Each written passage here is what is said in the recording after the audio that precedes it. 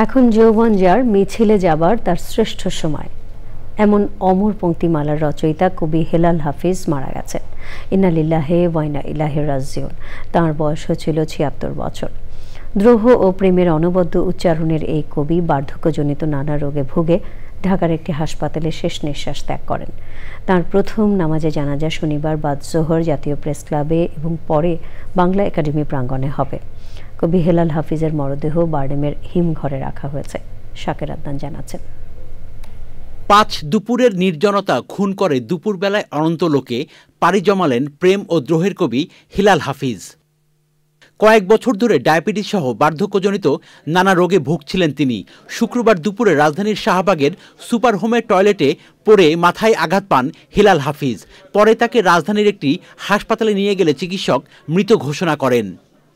১৯৮৬ সালে প্রকাশিত তার প্রথম কাব্যগ্রন্থ যে জলে আগুন জ্বলে দিয়েই মানুষের হৃদয়ে আসন করে নেন কবি হেলাল হাফিজ। বেশ কিছুদিন ধরেই তিনি অসুস্থ ছিলেন।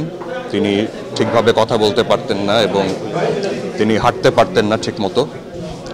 তো তার শরীরের বেশ নাজুক অবস্থায় চলে যায়। বেসিক্যালি উনি তো রাষ্ট্রীয় মর্যাদায় ওনার দাফন হোক, এটা আমরা চাই। সেই জায়গা থেকে আমরা সংস্কৃতি মন্ত্রণালয়ের দৃষ্টি আকর্ষণ করছি।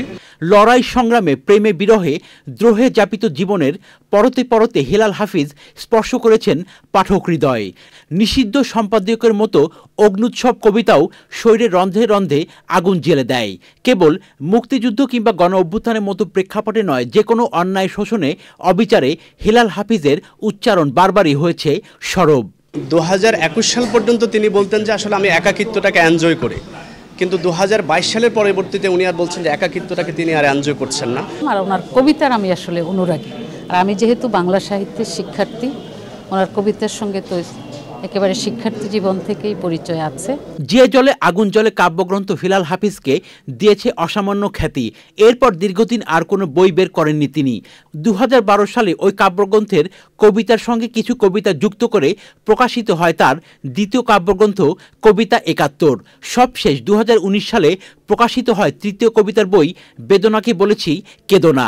এত কম কবিতা লিখে এত খ্যাতি পাওয়ার নজির বাংলা সাহিত্যে বিরল। ২০১৩ সালে তিনি বাংলা একাডেমির পুরস্কার পান। নেত্রকোনার আটপাড়া উপজেলার বড়তলী গ্রামে ১৯৪৮ সালের ৭ অক্টোবর জন্মগ্রহণ করেন হেলাল হাফিজ।